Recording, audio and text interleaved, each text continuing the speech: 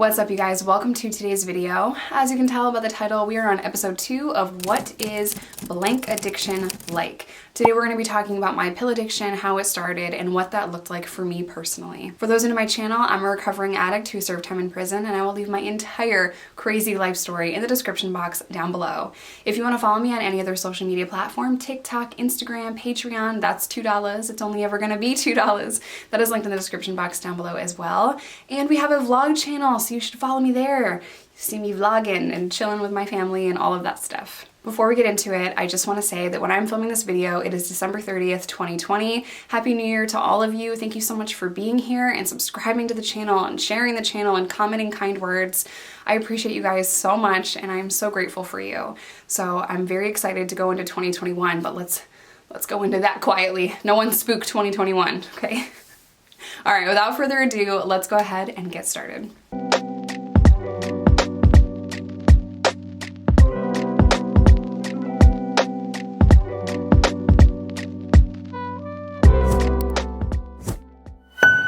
Pill addiction. Now, this started at a very young age for me. The first substance that I did try was alcohol, and I will talk in a later episode about alcoholism for me. But not long after I started drinking is when pills were introduced to me. Now, while I don't remember the first time that I took a pill, I do remember the first time I realized that I wasn't supposed to be taking pills, if that makes sense.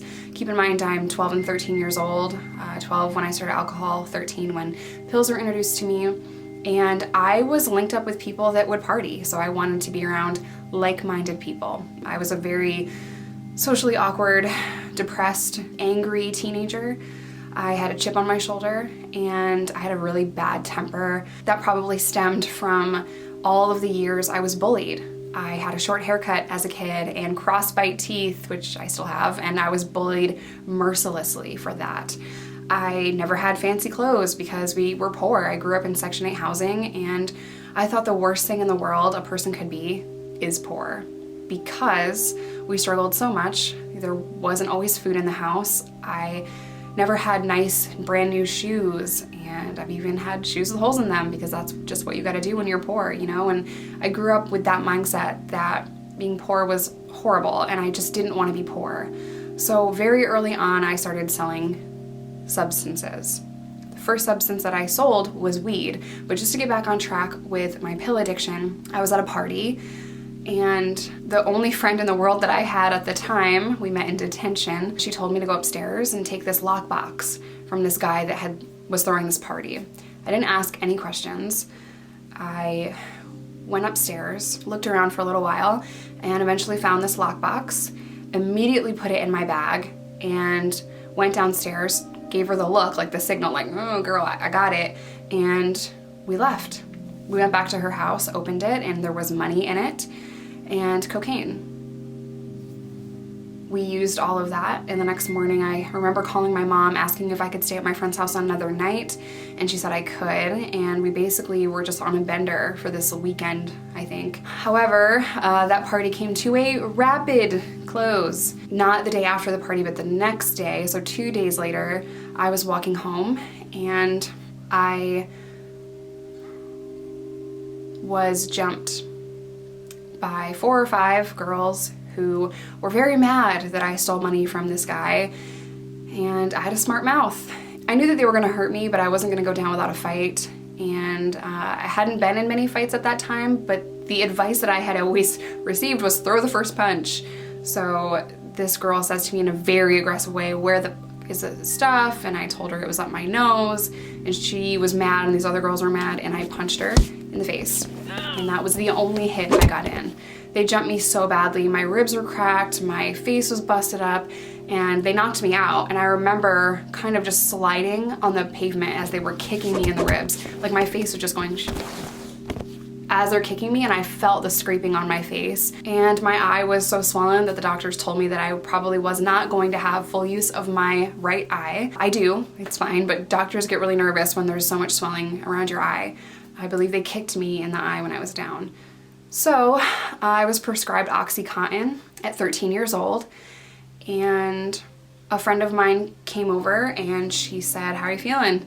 I'm like, I'm good, I'm a little sore. And she's like, why are you sore? Don't you have pain pills? And I told her that I did, and she decided to crush one up for me, and we shared it. And that was the first time that I remember abusing that kind of substance. And I immediately loved how I felt. It was like everything was gone. All of that pain disappeared. I wasn't thinking about these people that I was gonna see again. I had no stress, no worry. Everything was just gone. I was in a complete daze, and it felt so good. And that was a feeling that I chased for years to come. Now, because of my age, I wasn't able to get pills on a daily basis. They are also very expensive. So I began selling weed, and then anything I could get my hands on, cocaine. It's cocaine, but it's very, very weak and not good. And, you know, I would sell just anything I could get so that I could not only buy a substance, but so that I could buy food, so that I could buy clothes, and so that I could buy nachos in the school cafeteria with all the other kids that could buy all this stuff. I'm in no way justifying selling drugs. I'm letting you know my circumstance. What I was doing was wrong. What I was doing was dangerous, and it was not okay. But at such a young age, I didn't see the long-term effects of drug use, of drug dealing. I didn't see how dangerous it was. I didn't see how bad it was. I genuinely thought that it was just the ends justified the means. That was the logic I always used. I always considered myself pretty intelligent, and I thought I could outsmart everything. I could outsmart teachers, my parents, the legal system. I could outsmart addiction. You know, as long as I don't use it every day, I'm totally fine. Everything's fine. The years went on. Alcoholism was very present from 13 to 18, and so was my pill addiction. I would have to stop using pills periodically so that I could pass my parole drug screens. They would drug test me all of the time. I was on some form of supervision from 13 to 28. That's a very long time, and I was able to outsmart their drug test in a lot of different ways. But I would stop using 3 days, 4 days, just enough for the pills to get out of my system. I would detox, drinking tons of water and teas and taking vitamins so that I wasn't dilute. And I was constantly just trying to eat foods that were antioxidant, and detoxing my body from these substances was a full-time job.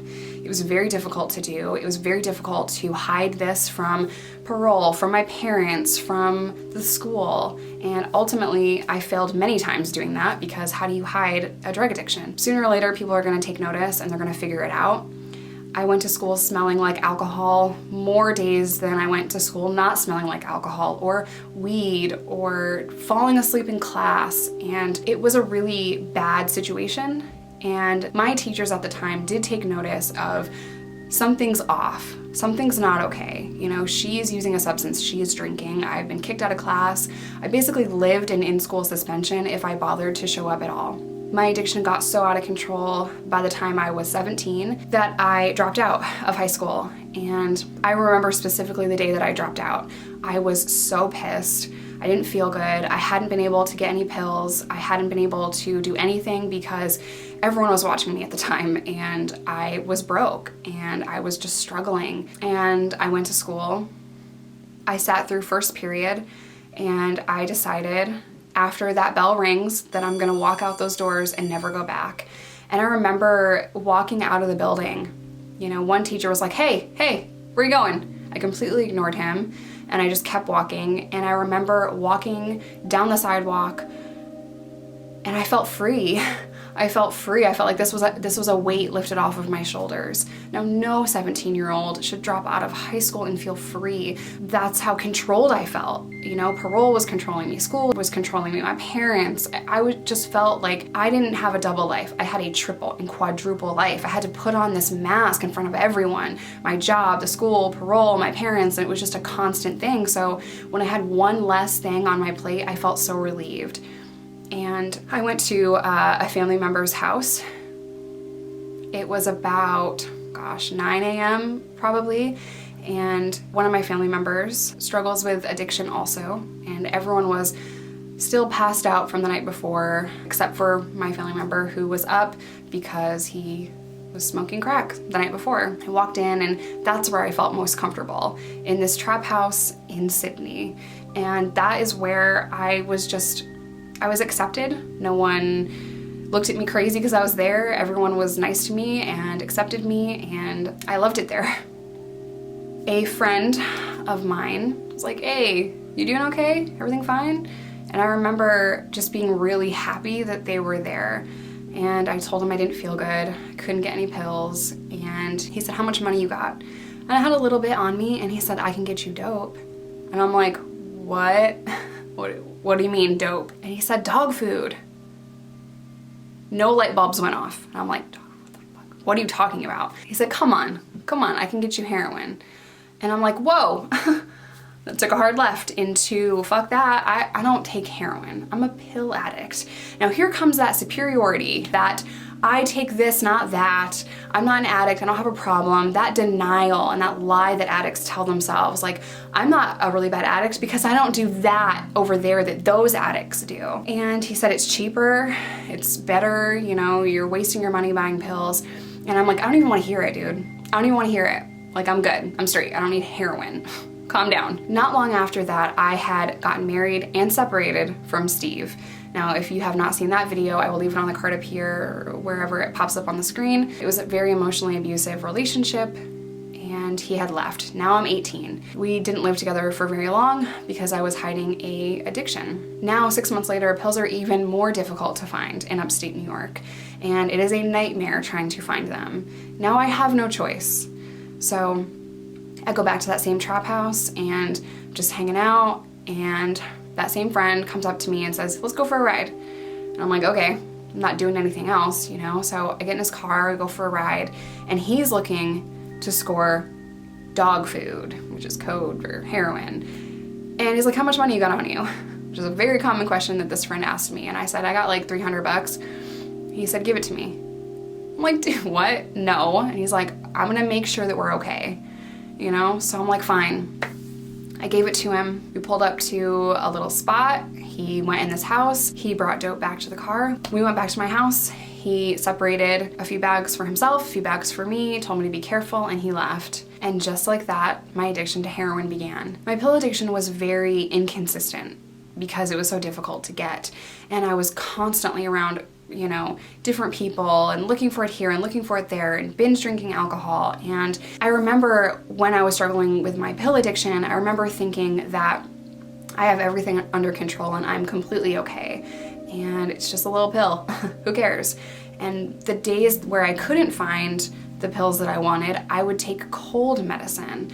I would take like 20 to 25 triple C cold pills, and I would take them all at once and then drink alcohol.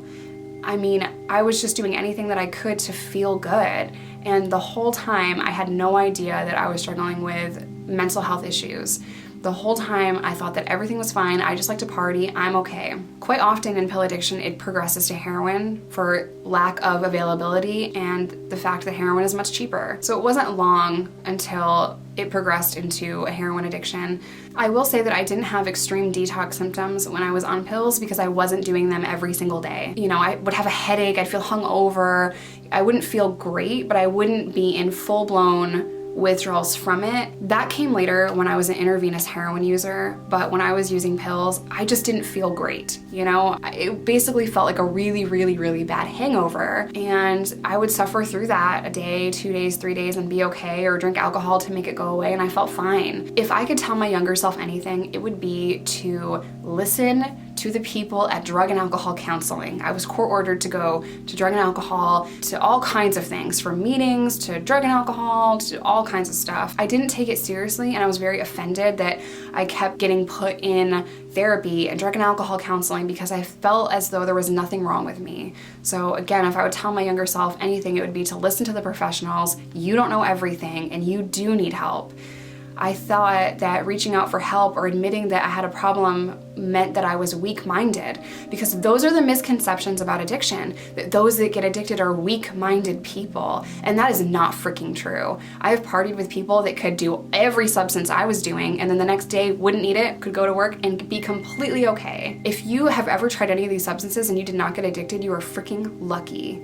You are lucky that your brain chemistry is different than mine. Never judge an addict. And if you're a struggling addict, please reach out for help. Reaching out and asking for help makes you so strong, and I wish I got the help that I needed sooner.